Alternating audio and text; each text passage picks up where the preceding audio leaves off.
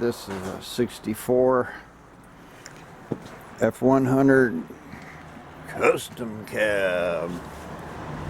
It's a nice shape. Not all rusted out or beat up or anything.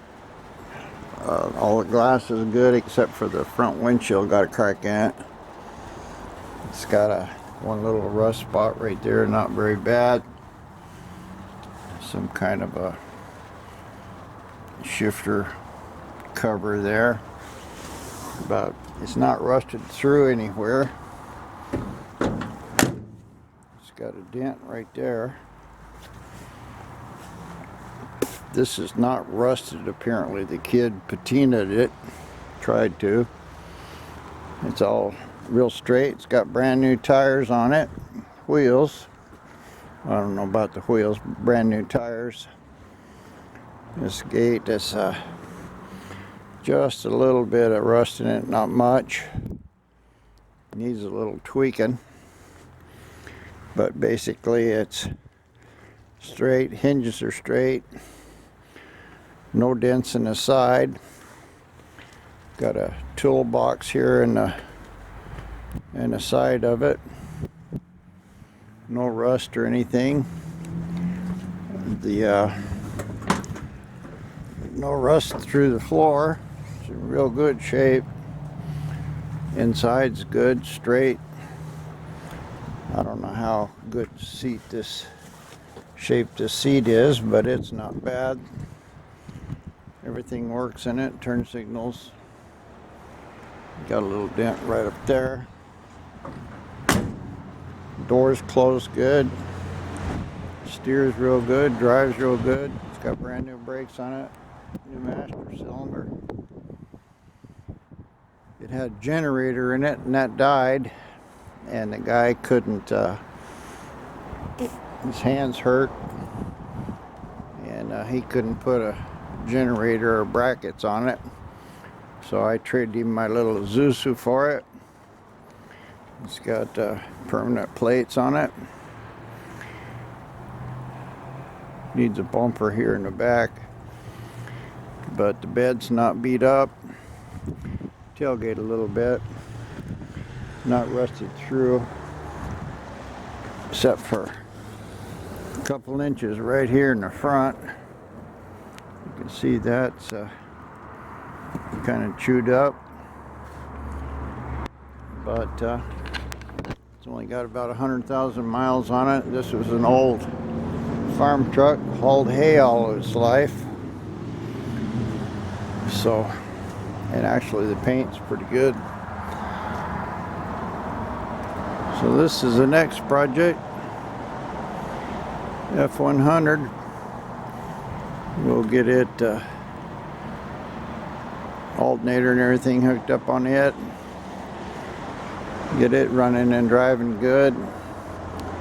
And we'll see what happens with this one. Well, good morning, YouTube.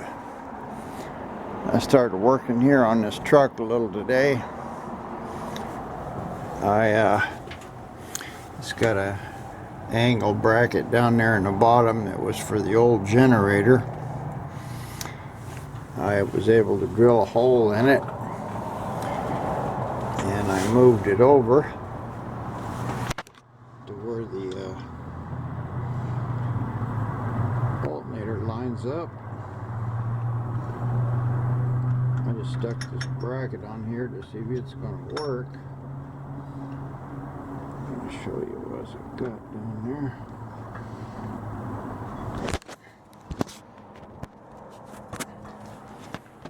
Anyway,